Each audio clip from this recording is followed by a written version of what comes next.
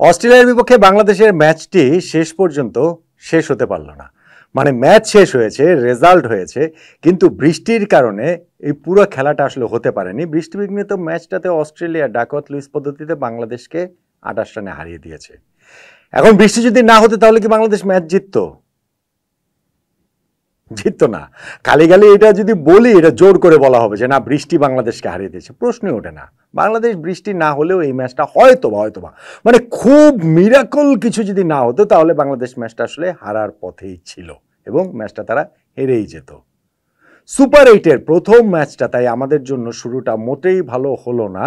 যদি সুপার 8 থেকে সেমিফাইনালে যেতে হয়, আমাদের কোচ চন্ডিকা হাথুরুসিংহে বলেছেন যে আমাদের এখন আর কোনো আলাদা করে টার্গেটের কথা তিনি বলেননি, বলতেও চাননি।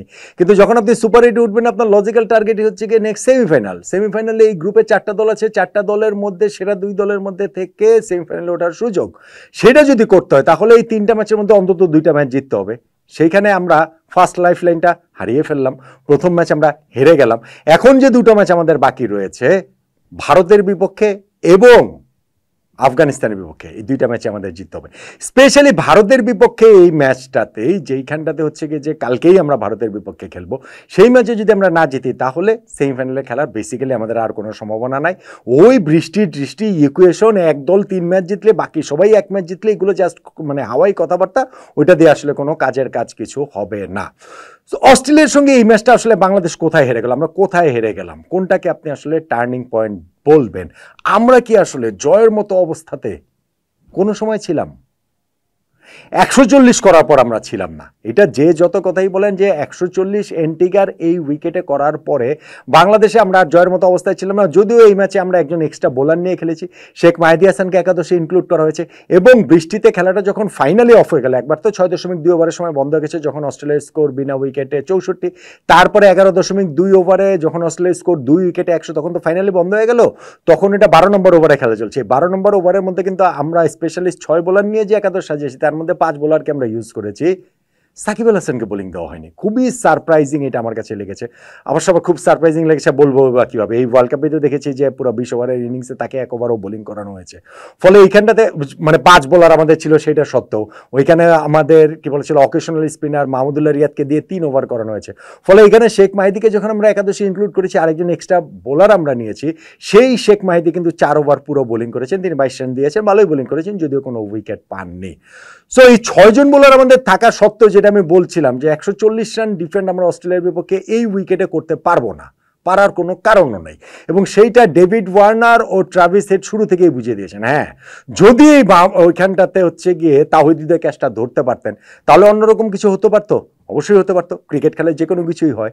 ইনিংসের সেটা একেবারে দ্বিতীয় ওভার ফার্স্ট বল, তানজিম হাসান সাকিব দুর্দান্ত ফর্মে তিনি যে রয়েছেন, তার প্রথম বলটাতেই কিন্তু মানে পয়েন্টে এখানে ক্যাচ দিয়েছিলেন ডেভিড ওয়ার্নার। তাহিদের জন্য ক্যাচটা কঠিন ছিল, কিন্তু ভাই কতটা কঠিন আমাকে বলেন তো? এমন কোনো কঠিন ক্যাচ ওইটা ছিল না। সেই ক্যাচটা তিনি ফেলে দিলেন, ওয়ার্নারের 5 রান ছিল, অস্ট্রেলিয়ার 5 রান ছিল। ওই যে ক্যাচটা তিনি ফেলে দিলেন, শেষ পর্যন্ত তো ওয়ার্নার নট আউট, মানে 50+ করে নট আউট থেকেই তিনি ম্যাচটা শেষ পর্যন্ত অস্ট্রেলিয়ার ওই মানে লাস্ট পর্যন্ত ওই ক্রিজে ছিলেন। ওই ক্যাচটা ধরতে পারলে হয়তো বা ম্যাচের রেজাল্ট অন্যরকম হলেও হতে পারত, সেটা আমরা ধরতে পারিনি, এবং এরপরে অস্ট্রেলিয়া আমাদেরকে খুব একটা সুযোগও দেয়নি। 2-1টা ইনসাইড এই স্টেজ এরকমই হয়েছে, এর বাইরে খুব একটা সুযোগ দেয়নি। ডেভিড ওয়ার্নার আর ওইখানে ট্রাভিস হেডের ওপেনিং পার্টনারশিপটাই ম্যাচটা বাংলাদেশের কাছ থেকে একরকম পুরোপুরি নিশ্চিত করে আসলে নিয়ে যায় তারা। পাওয়ার প্লেতেই তারা হচ্ছে গিয়ে 60-এর কাছাকাছি রান তুলে ফেলেছে। এরপরে রিশাদ ফ্যান্টাস্টিক বোলিং করেছেন, বলতেই হবে। রিশাদ কিন্তু 2টো উইকেট তুলে নিয়েছেন। প্রথম বৃষ্টির পর যখন খেলাটা আবার শুরু হলো, তখন কিন্তু রিশাদের ওইখানটাতে প্রথম ওই ট্রাভিস হেডের উইকেটটা নিলেন, তারপর মিচ মার্শের উইকেটটা নিলেন। তবে এই রানটা আসলে খুব কম হয়েছে। ওই রিশাদের বোলিংটাই আমাদের বোলিং ইনিংসের প্রাপ্তি, এর বাইরে তেমন কিছু নাই। এখন যেটা আমি বলছি 140 করে আমরা জিততে পারবো না অস্ট্রেলিয়ার বিপক্ষে, তাহলে 140 আমরা কেন করলাম? আরও বেশি কি আমাদের করা উচিত ছিল? এই ওয়ার্ল্ড কাপে আমাদের ব্যাটিং লাইন আপের যে অবস্থা, তাতে 140 তো খারাপ স্কোর না ভাই, সবই ঠিক আছে। কিন্তু যখন আপনি এরকম একটা উইকেটে খেলবেন, এরকম একটা প্রতিপক্ষের বিপক্ষে খেলবেন, তখন আপনার জয় হিসাব করলে এই 140 নট গুড এনাফ। আপনি 180 উইকেটে 140 করার পরে সেইটাকে ভালো বলার কোনো সুযোগ আসলে নেই। আমি মনে করি যে উইকেটে খেলা হচ্ছে সেটাতে পার স্কোর অন্তত পক্ষে 170-180 হওয়া উচিত ছিল, তাহলে অস্ট্রেলিয়াকে আমরা সেটা একরকম থ্রেট করতে পারতাম। আমরা যে কমেন্ট্রি নয় আড্ডা, যে খেলা দেখতে দেখতে আমরা যে আয়োজনটা করি লাইভ, সেখানেও আমি কথাটা প্রথম ইনিংস শেষেই বারবার বলছিলাম যে বাংলাদেশের আসলে এইখানটাতে 170-80 কম করে কোনো লাভ হবে না, এবং সেইটাই আসলে দেখা গেছে। এখন ওই রানটাকে আমরা করতে পারতাম। হ্যাঁ, আমাদের শুরুতেই ইনিংসের থার্ড বলটাতেই তামিম তিনি আসলে আউট হয়ে গেছেন, আরও একটা ডাকে তিনি আউট হয়ে গেলেন। তারপরে একটা পার্টনারশিপ হলো, এই মুহূর্তে সবচেয়ে বেশি প্রেশার রয়েছেন যেই দুজন, সেই দুজনের মধ্যে নাজমুল হোসেন শান্ত এবং লিটন দাস। কিন্তু এই দুইজনের 58 রানের জুটি হয়েছে, কিন্তু জুটিটা হয়েছে খুবই স্লো, ভেরি ভেরি স্লো। 48 বলে 58 রান তারা করেছেন। 48 বলে 58 রান যখন তারা করবেন, এইটা কিন্তু খুব স্লো। স্পেশালি লিটন দাস, তার শুরুটার কথা ভাবেন, প্রথম 9 বলে তিনি কোনো রানই নিতে পারেননি, ফাইনালে গিয়ে 25 বলে 16 রান করেছেন। শান্ত কিছুটা রানের দেখা পেয়েছেন, শেষে যখন তিনি আউট হয়েছেন 36 বলে 41 রান করে আউট হয়েছেন। তাওহিদ হৃদয় মানে শেষের দিকে একটু চেষ্টা করেছিলেন, তিনিও 40 করেছেন।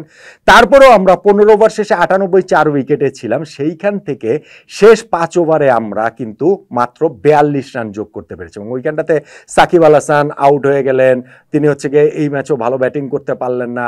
ওইদিকে এসে হচ্ছে গিয়ে কি বলেছিল যে প্যাট কামিন্স, তিনি এক ওভারের শেষ 2টা বলে মাহমুদুল্লাহ রিয়াদকে প্লেড অন করে ফেললেন, রিয়াদ মাত্র 2 রান করেছেন। শেখ মাহিদি ফার্স্ট বলে আউট হয়ে গেলেন, এবং নেক্সট ওভারের প্রথম বলটাতে উইকেটটা যখন তিনি নিয়ে নিলেন, ওই জায়গাটাতে তাওহিদ হৃদয়ের হ্যাটট্রিকও কিন্তু হয়ে গেল। ব্রেটলির পর দ্বিতীয় অস্ট্রেলিয়ান হিসেবে টি-20 ওয়ার্ল্ড কাপে হ্যাটট্রিক হলো, এবং সেটা হচ্ছে ব্রেটলির হ্যাটট্রিকটাও বাংলাদেশের বিপক্ষেই ছিল। সো ওই শেষ 5 ওভারে যে আমরা মাত্র 42 রান নিয়েছি, এর চেয়ে বেশি নিতে পারিনি। হ্যাঁ, 42 না, অস্ট্রেলিয়া পরে যেভাবে ব্যাটিং করেছে, আমরা শেষ 5 ওভারে 62 রান নিয়ে আমাদের স্কোরটা 140 থেকে 160 রানে তুলে ফেললেও লাভ হতো না, কারণ ওইটা আমাদের সর্বনাশ যা হওয়ার আমাদের বোধহয় আগেই হয়ে গেছে। আমাদের ওই স্লো ব্যাটিংটাতেই বোধহয় হয়ে গেছে। আমাদের ওই স্পেশালি লিটন শান্তর পার্টনারশিপে, শান্ত কিন্তু খুবই এগ্রেসিভলি শুরু করেছিলেন, তারপরে গিয়ে তিনি কিছুটা স্লো ডাউন হয়েছেন। কিন্তু লিটন দাসের হচ্ছে গিয়ে শুরু থেকেই তিনি স্লো ছিলেন, যেটা বললাম যে প্রথম 9 বলটাতেই তিনি কোনো রান নিতে পারেননি।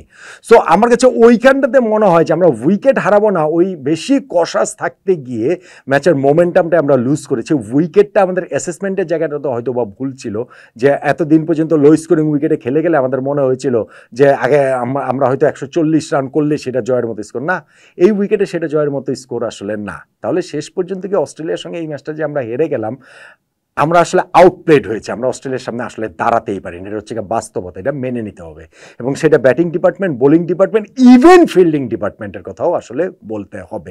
সেই জায়গাটাতে আমার কাছে টার্নিং পয়েন্ট বললে 2টা জায়গা আমার কাছে মনে হয় খুব সিগনিফিকেন্ট টার্নিং পয়েন্টের জায়গাটা, 3টা জায়গা ইনফ্যাক্ট। একটা হচ্ছে গিয়ে শুরুতে আমাদের স্লো ব্যাটিং, লিটন দাসের স্লো ব্যাটিং। একটা হচ্ছে গিয়ে শেষ 5 ওভারে মাত্র 42 রান করা, স্পেশালি ওই জায়গাটাতে পরপর যে আমরা কিছু উইকেট হারিয়ে ফেললাম, সাকিব, মাহমুদুল্লাহ রিয়াদ, শেখ মাহিদি, কিংবা হচ্ছে গিয়ে তাওহিদ হৃদয়ের, আর আরেকটা হচ্ছে গিয়ে ডেভিড ওয়ার্নারের ক্যাচটা যে আমরা ফেলে দিয়েছি। এই 3টা জায়গাকেই আসলে আমরা ম্যাচ থেকে অনেক অনেক অনেক বেশি ছিটকে গেছি বলে আমার কাছে মনে হয়।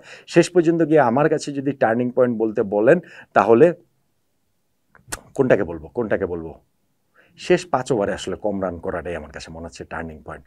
না না না, সেটা না, আমার কাছে মনে হয় লিটন, আচ্ছা শেষ 5 ওভারে যে আমরা মাত্র 42 রান করেছি সেটাকেই টার্নিং পয়েন্ট বললাম, কিন্তু খুবই ক্লোজ। লিটন দাসের ওই যে শুরুতে স্লো ব্যাটিংটা আসলে আমাদেরকে ম্যাচ থেকে অনেকখানি পিছিয়ে দিয়েছে, সেটাও আসলে বলতে হবে। ক্যাচ মিসটাকে আর আমি ওইভাবে টার্নিং পয়েন্ট বলতে যাচ্ছি না, কারণ ক্যাচটা ধরলেও যে আমরা এই ম্যাচটা জিতে যেতাম, আমার কাছে সেটা মনে হয় না। সো আমার কাছে ওই শেষ 5 ওভারে মাত্র 42 রান করতে পারা, টপাটপ কোপার পর কিছু উইকেট হারানো ফেলা, সেটাই বাংলাদেশের এই পর্যায়ে টার্নিং পয়েন্ট। আপনি কি বলবেন?